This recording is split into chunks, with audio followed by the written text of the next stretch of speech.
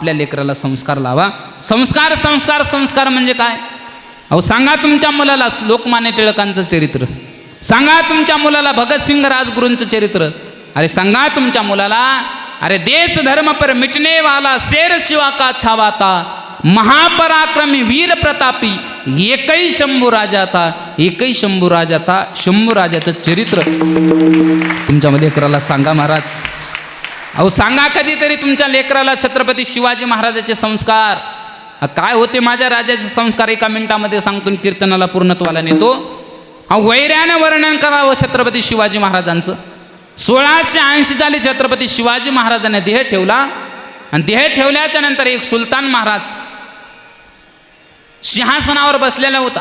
सुवर्णाचं सिंहासन होतं, सोन्याचा मुकुट होता महाराज. आणि एक सेवक पळत आला म्हणू लागला, जहापना जहापना, वो छत्रपति शिवाजी महाराज को पकड़ने के लिए आपने जंग जंग पछाड़े, लेकिन वो छत्रपति शिवाजी महाराज आपके हाथों में नहीं लगा, वो गुजर गया. हे वाक्य ऐकल्याच्या नंतर महाराज तो सुलतान सुवर्णाच्या सिंहासनावर बसलेला होता. सुवर्णाच्या सिंहासनाचा त्याग केला, सोन्याचा मुकुट होता काढून ठेवला, जमिनीवरती बसला, जमिनीवरती गुडघे टेकले महाराज आणि आपले हात असे केले आणि आपल्या अल्लाहला प्रार्थना करू लागला. ए मेरे अल्लाह, ए मेरे मौला, ए मेरे खुदा, आज तक इस नेक बंदे ने तेरी बंदगी की, लेकिन आज तक तेरे दरबार में कुछ नहीं मांगा, आज तक तेरे दरबार में कुछ नहीं मांगा, लेकिन आज इस नेक बंदा तेरे दरबार में कुछ मांगने जा रहा है. आज तेरे जन्नत के दरवाजे खुले रखना, आज तेरे जन्नत के दरवाजे खुले रखना, क्योंकि बहु बेटियों की इज्जत करने वाला शिव छत्रपति तुम्हारे दरबार में आ रहा है. हे माझ्या राजा संस्कार आहेत. म्हणतात काळ्या राती चमकत होतं तिच्या रूपाचं ऊन, काळ्या राती चमकत होतं तिच्या रूपाचं ऊन, अशीच देखणी होती एक मुस्लिमाची सीन. त्या स्त्रीला ताई म्हणाला, त्या स्त्रीला ताई म्हणाला, राजा तो सिलवान, म्हणून आनंदाने नांदत होते इथे हिंदू मुसलमान. हे माझ्या राजा संस्कार आहेत महाराज. बघा कल्याणच्या सुभेदाराची सून छत्रपती शिवाजी महाराजा पुढे उभी करण्यात आली. लखलखीत तारेनिवान सुंदरवान रूपवान स्त्री पाहिली आणि छत्रपती शिवाजी महाराजाच्या पुढे महाराज ती स्त्री पाहिल्याच्या नंतर एकच शब्द छत्रपती शिवाजी महाराज पुटपुटले, अशीच आमची आई असती सुंदर रूपवती, आम्ही सुंदर झालो असतो वदले छत्रपती. हे माझ्या राजा संस्कार आहेत महाराज. हे माझ्या राजा संस्कार आहेत. मी नेहमी सांगत असतो, जगाच्या पाठीवर असे बरेच राजे झाले महाराज, जे राजे बाई नाचवणारे झाले. काय झाले? बाई नाचवणारे राजे बरेच जगामध्ये झाले, परंतु जगाच्या पाठीवर असा एकच राजा झाला महाराज जो बाई वाचवणारा राजा झाला, ते म्हणजे छत्रपती शिवाजी महाराज. म्हणून छत्रपती शिवाजी महाराजाच्या विचाराची किंमत केली पाहिजे महाराज. आम्ही नेहमी म्हणत असतो, थाप द्या महाराज. एकच राजा इथे जन्मला शिवनेर किल्ल्यावर, एकच राजा इथे जन्मला शिवनेर किल्ल्यावर, माझ्या राजाचं नाव घालतंय गड किल्ल्याच्या दगडावर, माझ्या राजाचं नाव घालतंय गड किल्ल्याच्या दगडावर.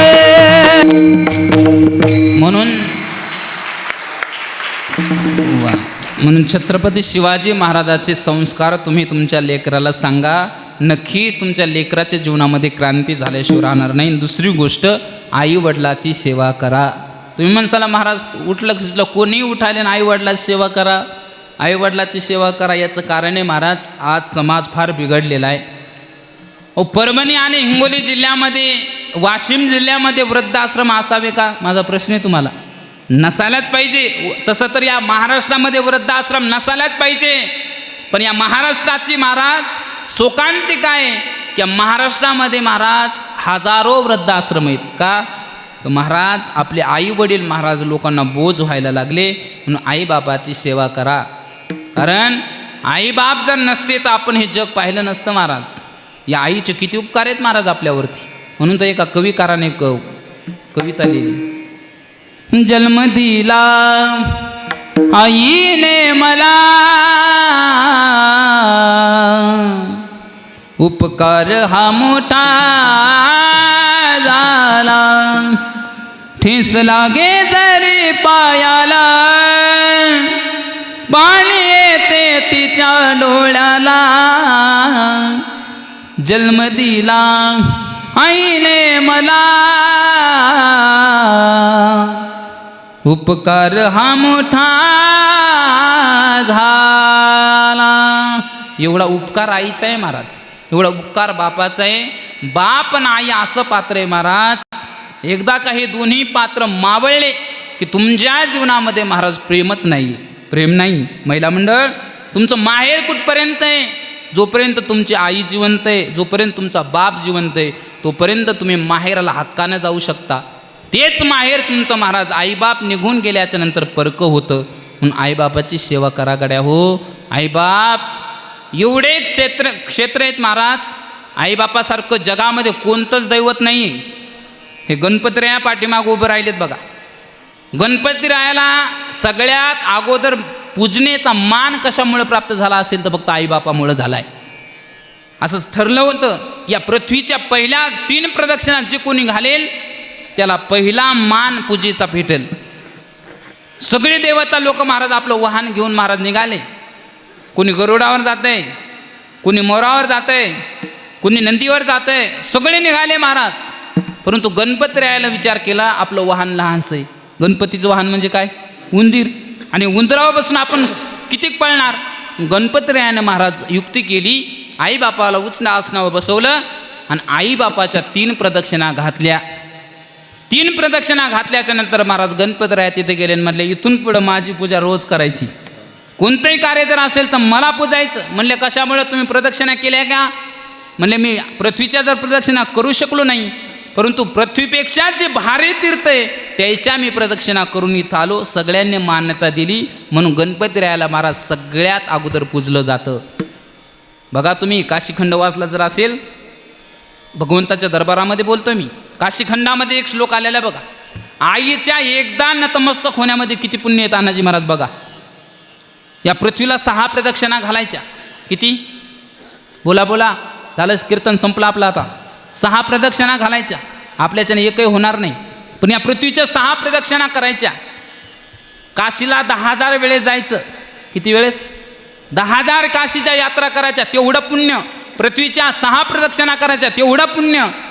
आणि रामेश्वरला सेतू बंद आहे बघा, रामचंद्र प्रभूने सेतू बांधलेला. ते सेतू तिथं स्नान केल्याच्या नंतर असं म्हणतात, जे पाप आपलं कुठंच जात नाही तिथं एक स्नान केल्याच्या नंतर आपलं सगळं पाप नाहीच होतं.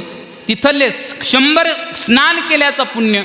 एकदा आईला नमन करण्यामध्ये मग आपण का आईची सेवा करत नसू महाराज? आता श्लोक ऐका. भूप्रदक्षिणा शतकेन काशी यात्राच आयुधेनच, सेतू बंद शत स्नानात तत्पुण्य मातृवंदनात. एवढा पुण्य जर आईच्या वंदनामध्ये जर असेल तर आपण रोज आईची सेवा केली पाहिजे महाराज. म्हणून तर एका कविताराने एक कविताच लिहिली बघा. आई वडील माझे थोर, काय सांगू त्याचे उपकार, जीवनाच्या वाटेवरती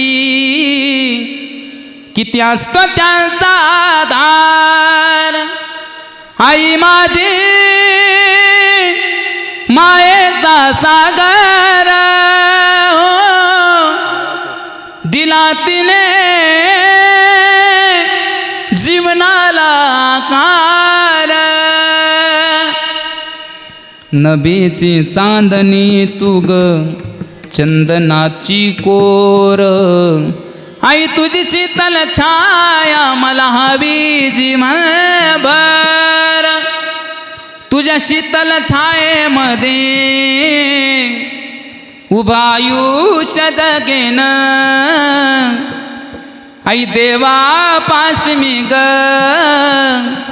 तुलाच ग मागेन. आई माझी मायेचा सागर, दिला तिने जीवनाला आकार. आई फार प्रेमाचं सागर आहे महाराज. बघा तुम्ही, आईसारखं प्रेम जगामध्ये कोणीच करणार नाही महाराज. बघा तुम्ही, ज्या वेळेस एखाद्या आईचा गर्भ महाराज आडवा झालेला असू द्या आणि डॉक्टरनं सांगावं, त्या बाळाच्या वडिलाला भेटावं, डॉक्टरनं सांगावं तुमचा एक तर बाळ वाचेल नाही त्या बाळाची आई वाचेल. वडील सांगतात माझा बाळ मेला तरी चालेल परंतु माझी पत्नी वाचली पाहिजे.